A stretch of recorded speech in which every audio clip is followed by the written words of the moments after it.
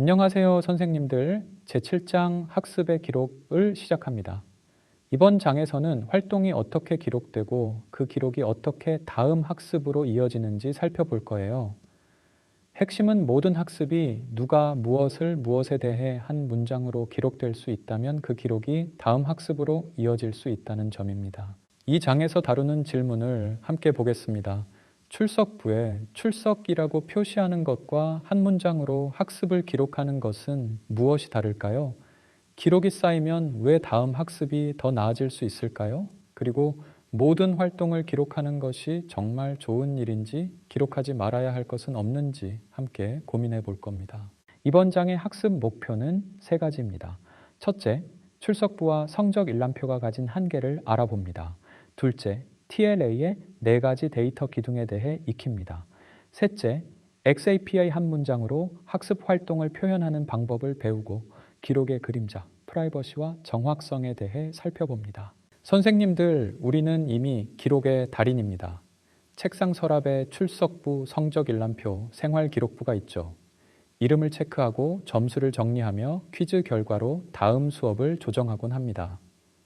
이번 장에서는 이러한 기록을 지나간 일의 서류가 아닌 다음 학습을 설계하는 재료로 보는 관점을 전환해 보려고 합니다. 그 기준은 바로 선생님들이 세우는 것입니다. 초등학교 A 선생님의 사례를 보겠습니다. 월요일 아침 지난주 분수의 나눗셈 퀴즈를 채점한 결과 정답률이 40%였습니다. 이를 토대로 첫 15분을 복습으로 진행했습니다. 기록은 이렇게 수업을 바꿀 수 있습니다. 수집, 분석, 개선의 과정을 통해 기록은 다음 수업의 설계도가 될 수 있죠. 우리의 기록에는 세 가지 한계가 있습니다. 첫째, 과정이 사라집니다. 결과는 남지만 어디서 막혔는지는 남지 않아요. 둘째, 기록이 흩어져 있습니다. 같은 학생의 이야기지만 시스템마다 조각조각 흩어져 있죠. 셋째, 학년이 바뀌면 기록도 끊깁니다. 기록이 다음 학습으로 이어지려면 어떤 것들이 필요할까요? 이 질문에 대한 답을 찾아보겠습니다. 성적 일람표를 볼 때 어떤 점이 아쉬우셨나요? 결과는 남지만 그 과정은 사라져 버립니다. 분수 퀴즈 60점이라는 점수는 남지만 어디서 막혔는지 어떻게 풀다가 틀렸는지는 알 수 없습니다. 결과만으로는 무엇을 다시 가르쳐야 할지 판단하기 어려운 게 현실입니다. 다른 한계, 학생의 기록이 여기저기 흩어져 있다는 점입니다. 학교 LMS, 에듀테크 앱, 챗 GPT 대화, 학원 시스템 모두 다른 곳에 다른 형식으로 저장됩니다. 같은 학생의 이야기인데도 한 곳에서 볼 수 없죠. 그래서 정작 중요한 맥락을 놓칠 수 있습니다. 기록의 연속성 문제, 학년이 바뀌면 기록도 끊기죠. 3학년 때 수학에서 어려움을 겪었다는 기록이 5학년 담임에게 전달되지 않으면 보충 설계가 늦어집니다. 아이 이야기가 해마다 새로 시작되는 셈이죠. 준우의 이야기를 들어봅시다. 3학년 때 분수 단원에서 많이 힘들어했다는 구술 한 줄만 남아 있었습니다. 어디서 막혔는지는 기록이 없었죠. 결과적으로 준우는 한 학기 동안 필요한 보충을 받지 못했습니다. 기록의 가치는 보관이 아니라 다음 교사에게 의미 있게 전달될 때 나타난다는 것을 보여주는 사례입니다. 현장 1화 A 선생님은 학부모 상담 후 작년엔 수학을 그렇게 어려워하지 않았다는 부모님의 말씀을 듣고 기록을 찾아보았지만 진단 자료가 없었다고 하십니다. B 선생님도 비슷한 경험을 공유하셨고요. C 선생님도 아이 이야기가 매년 새로 시작된다고 말씀하셨어요. 기록이 의미 있게 넘어왔다면 어떻게 될까요? 이번 절의 내용을 한 장으로 정리해 봅니다. 기록에는 결과만 남는다. 기록이 흩어진다. 학년이 바뀌면 기록이 끊긴다는 세 가지 한계가 있습니다. 핵심 질문은 이것입니다. 기록이 다음 학습으로 이어지려면 무엇이 필요할까요? 이 장의 핵심은 TLA라는 기술 구조입니다. TLA는 흩어진 학습 데이터를 한데 모으고 모은 뒤에 이어지게 하는 4개의 기둥을 중심으로 합니다. 데이터를 어떻게 모으고 연결할지를 기술적으로 풀어가는 대답입니다. 각 기둥이 무엇인지 알아보겠습니다. 학습 데이터가 제대로 연결되려면 설계도가 필요합니다. 건물 설계도가 전기 수도 통신을 한 곳에서 만나게 하듯 학습 데이터도 어떻게 기록하고 주고받을 것인가의 설계도가 있어야 합니다. 이 네 기둥은 데이터 분류가 아니라 우리가 앞서 본 기록의 세 가지 한계에 대한 대답이 됩니다. TLA의 네 가지 데이터 기둥을 교실의 언어로 풀어봅니다. 첫 번째는 경험 기록, 두 번째는 활동 메타데이터, 세 번째는 역량 정의, 네 번째는 학습자 프로필입니다. 각각의 기둥이 어떤 역할을 하는지 하나씩 알아보겠습니다. 내 기둥을 하나의 문장으로 표현하면 무엇을 했는가, 그것이 무엇인가, 할 수 있게 된 것, 누구의 이야기인가입니다. 이 네 가지가 모여 한 학생의 모든 기록을 담습니다. XAPI는 이를 설명하는 공통 언어로 한 학생의 모든 기록을 연결해 줍니다. 기둥 첫 번째, 경험 기록입니다. XAPI는 A가 B를 했다라는 형식으로 모든 학습 활동을 기록합니다. 누가 무엇에 대해 했는지를 한 문장으로 기록하는 국제 표준이죠. 이 방식이 어떻게 활용되는지 살펴보겠습니다. XAPI는 ADL 이니셔티브에서 시작해 지금은 IEEE 9274 전청이라는 국제 표준으로 자리 잡았습니다. 2019년에는 커뮤니티 사양이었지만 2023년에는 국제 표준으로 격상되었죠. 학습이 일어난 곳에서 기록해야 이야기가 흩어지지 않기 때문입니다.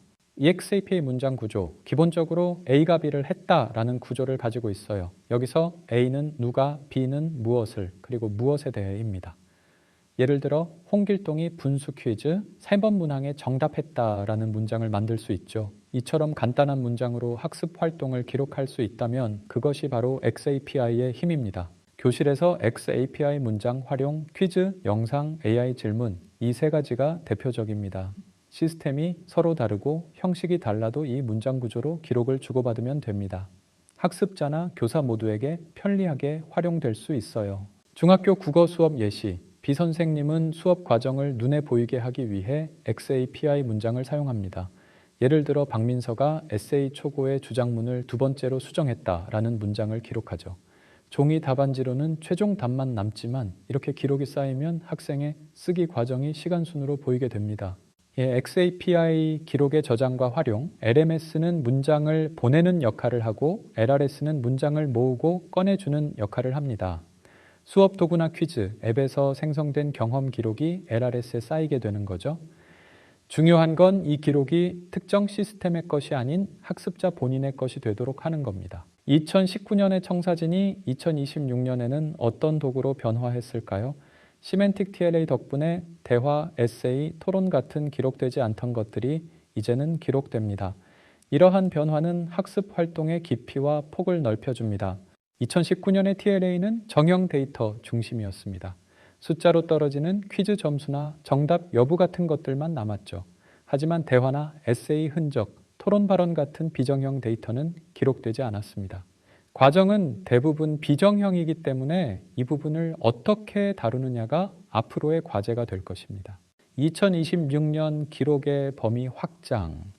지금까지는 퀴즈나 시청 같은 활동이 주로 기록되었다면 이제는 대화나 추론, 수정에 이르기까지 다양한 활동이 기록됩니다. 예를 들어 학생이 분수의 나눗셈에서 혼란을 보이거나 실험 후 온도 변화를 오차의 원인으로 추정한 대화도 기록에 남게 됩니다. 이러한 기록은 다음 학습으로 자연스럽게 이어질 수 있습니다. 2019년도와 2026년도의 TLA를 나란히 비교, 시멘틱 TLA는 공식 표준 명칭은 아니지만 새로운 해석으로 볼 수 있죠. 이 두 가지를 비교하면 기록의 진화 과정을 명확히 알 수 있습니다. 대화로그의 양면성. 대화로그는 기록 중에서도 가장 솔직한 기록이라고 할 수 있습니다. 그런데 이러한 기록에는 프라이버시라는 그림자도 존재합니다. 학생의 모든 활동을 기록하는 것이 과연 좋은 일일까요? 편리함은 분명하지만 그 대가는 설계 단계에서 신중히 고려해야 합니다. 기록이 평가로 이어지는 순간 인간의 검토와 설명, 투명성이 필수입니다. 기록은 해석, 흔히 기록의 양이 학습의 증거라고 오해하시는데요. 체류 시간이 학습을 의미하지 않는 것처럼 기록의 양도 마찬가지입니다.